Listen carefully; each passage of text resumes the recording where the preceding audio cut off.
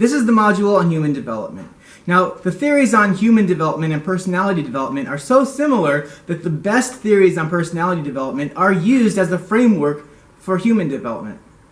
For example, Erikson, if you've seen Erik Erikson's psychosocial stages, based on Freudian psychosexual stages, it's the basis for the framework in human development classes, but it's also very similar to what research has shown us to be the basis of personality.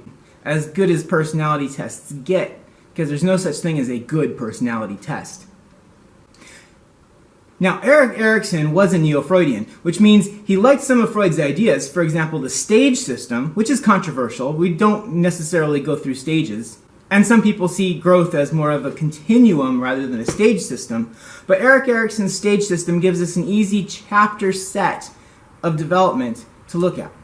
And it's got enough commonality to it to serve as a framework guidepost system.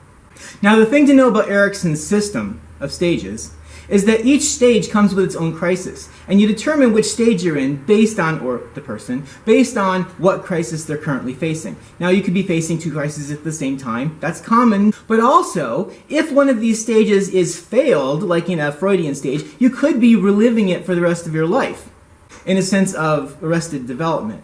For example, if you've ever seen someone who's 40 years old and you'd swear they're acting like a 3-year-old, this could be a good indicator of what might be going on in their minds. If you know people who are just ornery for no reason, well, one of these reasons might just be why. A major thing to understand about Erikson is that you've sometimes heard of these stages as being pass-fail, but they're not really pass-fail. What you're looking for is a happy medium. Because, for example, let's go to our first stage, trust versus mistrust. Now, in this first stage, which is birth to about 18 months, what we're doing is, as babies, we have needs. We are hungry, thirsty, need attention, we could be cold, we could have an itch, we could be in danger. And as a baby with these tiny little arms that can't actually do anything, we need to be able to trust our caregivers to take care of us, to meet these needs. Now, in the trust stage, what we're doing is learning if we can actually trust that primary caregiver to keep us fed and warm and safe. Now, the happy medium would be, yes, you can trust.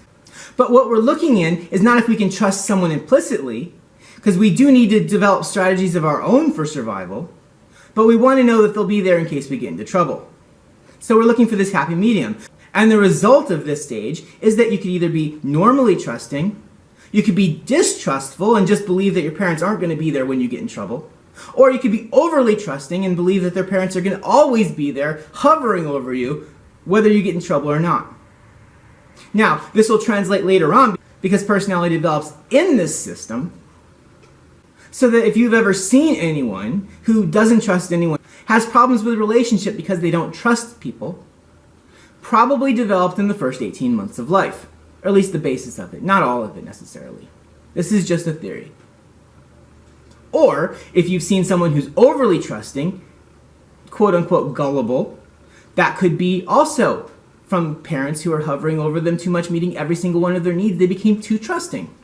Now, another thing to remember about personality traits is that with enough stress, all personality traits can change.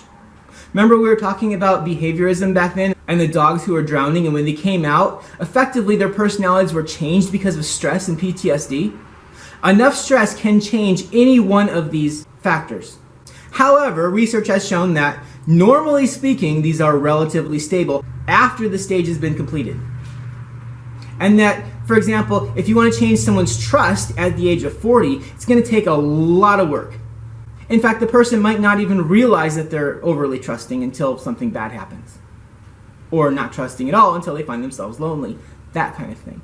And these have huge implications in terms of relationship and attachment.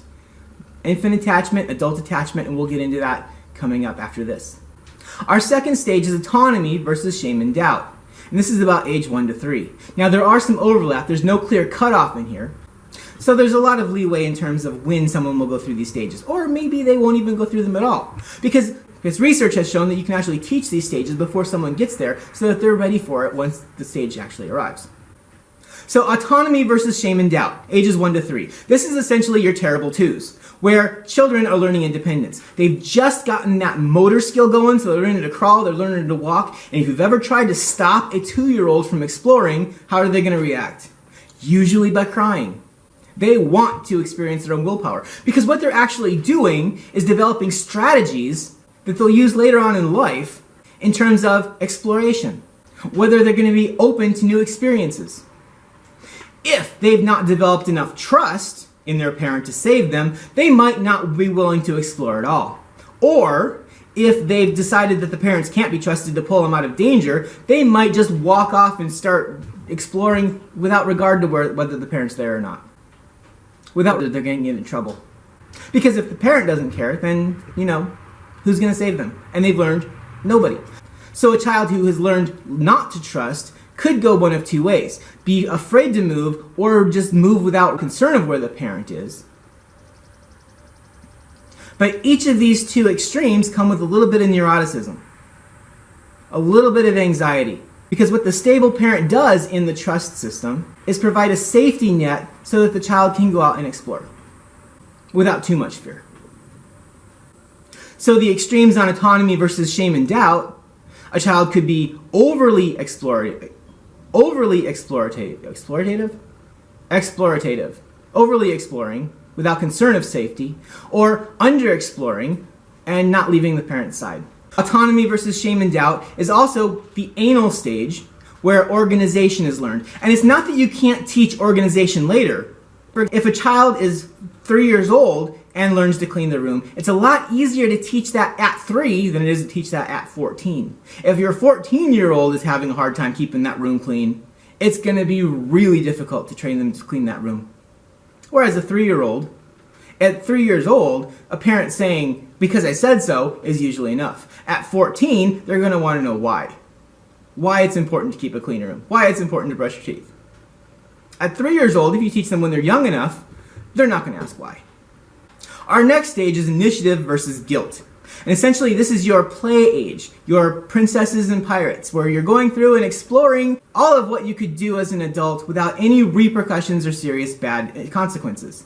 It's playing. You play house, you play business, you play market, anything, role playing. It's great for learning because there's no consequences, or at least, none that are important.